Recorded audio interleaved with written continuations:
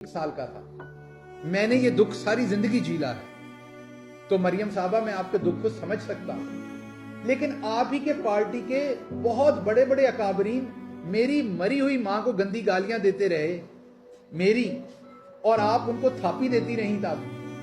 तब औरतों की तहकीर, औरतों की इज्जत, औरतों का एहतराम हमारे कल्चर में नहीं था, और स्पेशली मरी हुई औरतों का, मरी हुई माओं का, क्योंकि माएं तो साझी होती हैं।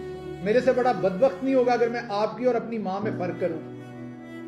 इवन मैं दोबारा उस पर आता हूं, एक भाई है जिसको वो डंटोनिक मशहूरी में मशहूर कर दिया है। मैं तो उनकी वालदा को भी अपनी वालदा के बिल्कुल बराबर का एहतराम दूंगा, और अगर नहीं दूंगा तो फिर मेरे खून में कोई कमी बेशी होगी, क्योंकि माएं साझी होती हैं, वो अपने की हो या पराई की हो। लेकिन हमारी मां के साथ आप क्या करते हैं? कभी आप उसे पीरनी कहते हैं छेड़ने के लिए, हालांकि इसी कल्चर में पीर होना बुरी बात नहीं है, किसी का मुरीद होना बुरी बात नहीं है, किसी का मेंटोर होना।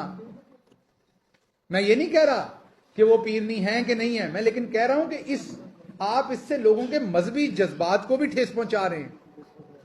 फिर आपके चचा, आप खुद, आपका पूरा खानदान उनको जादूगरनी कह रहा है। फिर आपने एक ऐन से लफ्ज निकाला कि वहां पर बकरे का गोश्त जलाया जाता है, वहां पर पता नहीं क्या कुछ किया। हर तरह की तोहमत आपने हमारी मां पे तो लगा दी। हम आपकी मां का एहतराम करते हैं। चलें, अगर आप में तमीज नहीं थी, एहतराम नहीं था, इखलाकियात नहीं थी, तो आप यही देख लेते कि इन्होंने हमारी मां के साथ क्या किया है, हमें भी वापस इनके साथ यही करना है। आपको ये बात याद रखनी होगी।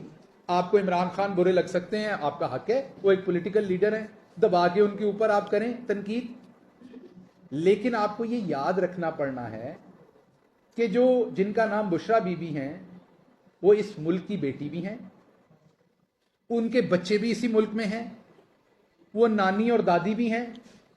उन बच्चों का क्या हाल होता होगा जब आप उनको इस तरह के अलकाबात से नवाजते हैं।